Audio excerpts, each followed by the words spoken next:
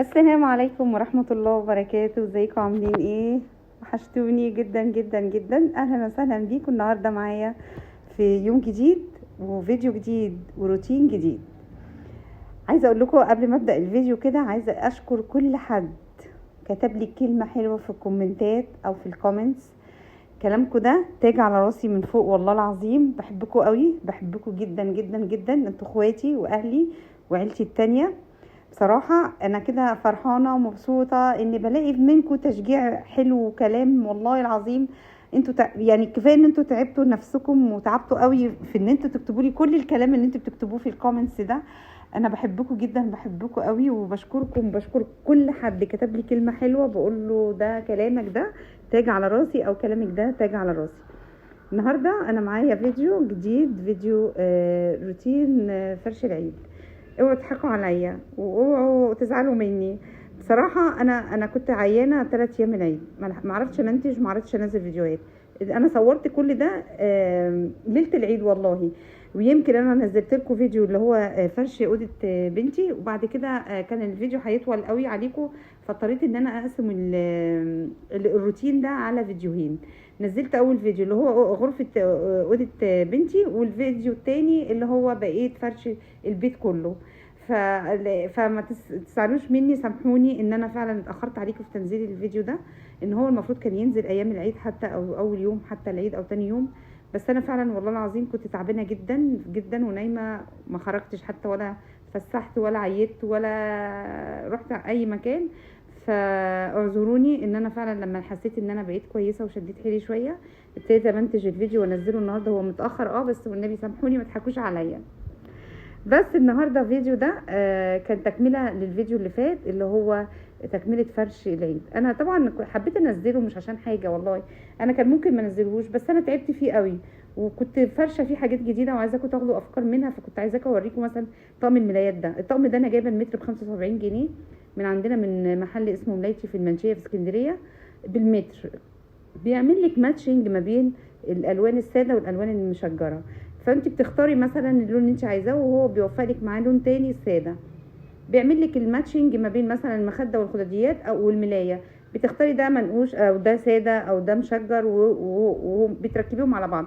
هو حاطط لك الطوبين جنب بعض، يعني الطوب الساده والطوب المنقوش تحت بعض يعني. وانا كنت وريتكم في الفيديو قبل كده لما رحت المحل ده وصورت فيه. بس القماشه جميله، قطن جميل تقيل. متر ب75 جنيه. وفي كان متر ب55، وفي متر ملايات اوضه جنى كان معدي ال100 110 120 تقريبا. السرير الكبير تقريبا بياخد 4 متر ونص، والسرير الصغير 3 متر ونص. انا عامله الملايه كبيره، عندي سرير 170. عامله ملايه كبيره ومخده، عملي مخده واحده وخداديتين بس. فحبيت بس اوريكم، فكانت جميله قوي واللون كان جديد، لون المنت جرين ده، والتشجيره برضو كانت منت جرين. برضو هنا انا كنت بفرش على الكومود عندي في اوضه النوم، كنت مطلعه مفارش فرو وكده. كنت دي بتاعت الشتاء يعني. فانا قلت بقى الصيف دخل علينا والحر جه، فما ينفعش ان انا احط يعني مفارش فرو في الاوضه تحسسك بالحر وتحسسك بايحاء بالحر. اهو شايفين بقى الطقم السرير اهو جميل ازاي. طلعت بقى المفارش كمان بتاعت الكومود الصيفي وفرشتها وشلت المفارش الفرو، وكده مسحت الاوضه ونضفتها وخليتها ايه فل الفل. بصوا بقى كل حاجه، بصوا بقت جميله ازاي. عندي برضو السلم بتاع الفيلا عندي او بتاع البيت عندي، في شبابيك على كل دور كده على السلم بتفتح على شارع ورا البيت.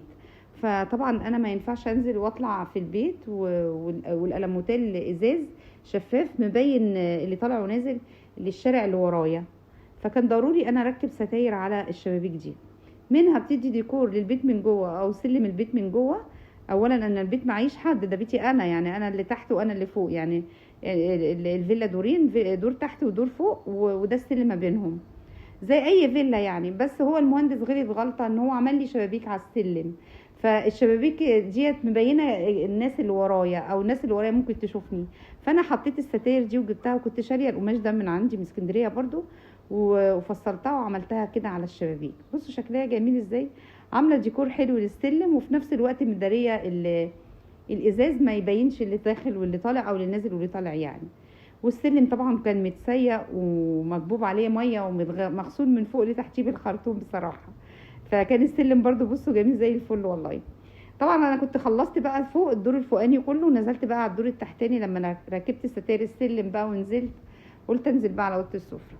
عندي برضو كنت شايله السجاده. انا عملت يا جماعه والله العظيم تنظيفات عميقه جدا بصراحه.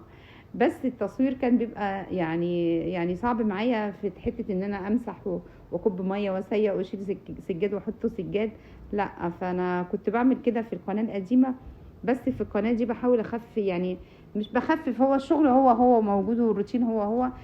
بس في التصوير يعني انا ممكن اكون بجيب الفينيشنج، الحاجات النهائيه بس يعني ممكن وانا بمسح مسحه خفيفه كده يعني. لكن كب الميه والحاجات دي بقى لسه يعني في الفرندا بقى الروتين الجاي ان شاء الله.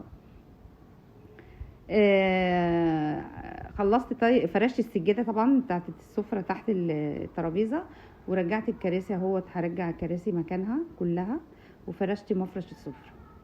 نسيت اقول لكم بقى، اللي اول مره يزور قناتي ما ينساش بقى يدوس على كلمه اشتراك اللي باللون الاحمر او كلمه سبسكرايب، وفعل الجرس عشان يوصل له اشعار بكل جديد. وكل الناس اللي بتتفرج عليا دلوقتي وحبايبي واللي متابعيني ومشتركيني اللي عاملين لي اشتراك، ما تخرجش بره الفيديو او بعد ما تشوف الفيديو قبل ما تحط اشتراك. كلنا قبل ما نحط اشتراك ونحط اللايك. يعني انتوا عاملين اشتراك سوري معلش، بس حطوا لي لايك بقى. اهم حاجه اللايك والكومنت بتاعكم الحلو الجميل القمر اللي بينورني وبيفرحني لما بفتح كده الموبايل واشوفه. طبعا كل سنه طيبين. العيد عدى بقى خلاص، وكل حاجه هترجع بقى لمجاريها بقى، الدروس والامتحانات والمذاكره. فاحنا اليومين دول بقى مركزين مع اولادنا قوي. وعندنا بقى مصطفى ابني عنده امتحانات 6/5 اللي جاي بقى، فالدروس طبعا كتير الايام دي، وكل يوم بنعوض بقى الايام اللي قعدناها في اسكندريه، فالمدرسين بيجوا لمصطفى كل يوم. وبعد ما نخلص بقى مصطفى هنرجع بقى على اسكندريه عشان جنى هترجع برضو على اسكندريه عشان عندها امتحانات هناك. فانا مش هرجع معاها، لكن انا هفضل في المنيا لحد ما مصطفى يخلص امتحانات بتاعته، وبعد كده اخده ونروح بيه عند اخته عشان نبقى جنبها ساعه امتحانات بتاعتها اللي هتبقى في شهر 6 ان شاء الله، زي بتوع الثانوي العام كلهم. يعني بتوع ثانوي كلهم هيبقوا في شهر 6. ربنا معاهم وينجحهم وينجح ولادكم كلكم يا رب، وينجح ولادنا، ويا رب يجعل تعبنا بفايده ويوفقهم وينجحهم كلهم، ويكون في عونهم ووفقهم الفتره اللي جايه دي. وبجد الفيديو بقى النهارده يا جماعه، اللي معايا بقى ومشتركيني القدام من زمان من قناتي القديمه عارف ان انا الاوضه دي اوضه الليفنج روم اللي تحت. الاوضه دي يا جماعه كان فيها كنبتين لونهم جنزاري كده في بنفسجي. انا ما دورت على الصوره بتاعتهم عشان احطها لكم هنا في الفيديو وما لقيتهاش، بس في فيديو موجود في القناه دي انا مصوره فيها الكنبتين ومنزلاهم برضو، كنت بحكي عنهم وانا بعمل تنظيف الغرفه دي اللي هو قبل العيد وكده. فاللي عايز يعرف الركنه دي كانت ايه، كانت كنبتين عاديين خالص بس كان بانتريه يعني، بس كان لونهم مختلف، فانا حولتهم لركنه وغيرت القماش خالص وزودنا في التنجيد والكلام ده. فايه رايكم في الفكره بتاعتي بقى؟ انا عملت افكار جديده اهوت على العيد، فقلت ايه للناس برضو اللي عايزه تستفيد وتعرف. اللون القماش ده قماش جلد اللي هو الجلد المقلوب، واللون زي ما انتم شايفين اللون البيجات. انا الاوضه دي معظمها لون بيج، يعني انا حاطه كل حاجه فيها حتى النقاشه اللي هو اللون البيج. فحبيت ان الركنه تكون قريبه من نور النقاشه، ما يبقاش فيه اختلاف.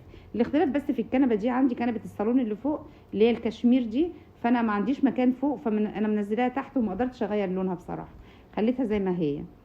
فالكنبتين حولتهم لركنه، بس النجار زود بس حته بس فيها صغيره عشان يكملها وتبقى على شكل ركنه يعني. بس القماش زي ما قلت لكم قماش جلد مقلوب، المتر كان ب70 جنيه تقريبا. جبته ب70 جنيه بس. وبقت كده بالشكل دوت، وعمل بقى خداديات، وعملنا بقى المساند اللي في الظهر دي وكده، وبقت شكلها جميل قوي، وبقت حاجه مختلفه في الاوضه وبقت جميله يعني. طبعا الكفر بتاع السجاد ده انا عندي من زمان، فلونه بيج برضو، فمش مختلف خالص، لونه لون النقاشه ولون الكنب ولون سوري ولون الركنه. بصوا زي ما انتم شايفين كده، ايه رايكم؟ يا ترى ذوقي حلو ولا لا. جبت لها بقى المفارش اللي بتاعت الركنه دي او مفارش الانتريهات دي. بيجي القطعه دي بتبقى معاها 4 مفارش صغيرين، وهي القطعه دي ب 80 جنيه. تخيلوا قطعه بس ب 80 جنيه ومعاها 4 مفارش صغيرين اللي هي المناديل دي. جبت 3 مفارش للركنه. ما ينفعش اصل الصراحه اوضه الليفنج يبقى فيها ركنه بالشكل ده ولونها فاتح عامه، ما بقاش فيها اللي هي البياضات اللي بتتحط عليها تحميها بقى من اي اتساخ من اي حد يقعد وكده يعني. ودول بسهلين ان هم يتشالوا ويتغسلوا يعني. بس فجبت 3 قطع، القطعه عامله 80 جنيه. كل قطعه معاها 3 مفارش صغيرين وفرشتهم زي ما انتم شايفين على الركنه، وكان لونهم مناسب جدا للركنه، ان هو اللون برضو اللي هو البيج الفاتح مع داخل الوان معاه الاحمرات والنبيتات والحاجات دي. المهم كده كانت شكلها جميل، وهتشوفوها طبعا انتوا في الفيديو طبعا ان شاء الله تعجبكم. بعد كده المكتبه بقى بتاعت الشاشه مسحتها ونضفتها برضو ورتبتها وزوقت كل حاجه عليها. من الانتيكات بقى والورد اللي كان عليها عملته برضو مسحته. ودي كانت اخر حاجه عملتها في اوضه الليفينج وفي التنظيفات بقى، وخلصت كل حاجه. وبصوا كان ليله العيد او يوم العيد الصبح طلع عليا النهار الصبح وانا كنت لسه بفرش. والله العظيم يا جماعه يمكن من بعد العشاء بفرش لحد يوم العيد الصبح. حتى والله العظيم ما طلعتش ولا صليت العيد، ويمكن دي حاجه كانت بتزعلني جدا.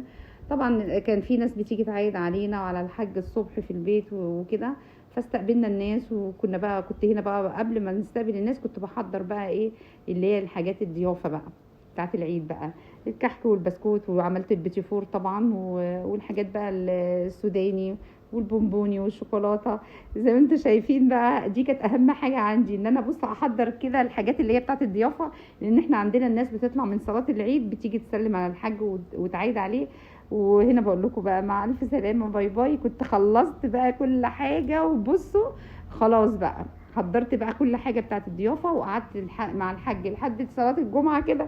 استقبلنا الناس والناس جت عيدت علينا وكل الناس جم وعيدوا علينا. وكانت دي اخر حاجه انا عملتها، وكل حاجه بقى كانت تمام التمام، فرش وكل حاجه. ومن بعدها بقى طلعت نمت يا جماعه بقى 3 ايام العيد وانا نايمه ما بقومش. وده كان فيديو النهارده. اتمنى يكون الفيديو عجبكم. لو عجبكم بقى ما تنسونيش تحطوا لي لايك كتير على الفيديو ده، وعايزه كومنتات اكتر الحلوه اللي بتفرحني وبتسعدني. واشوفكم في فيديو جديد ان شاء الله. مع الف سلامه، باي باي.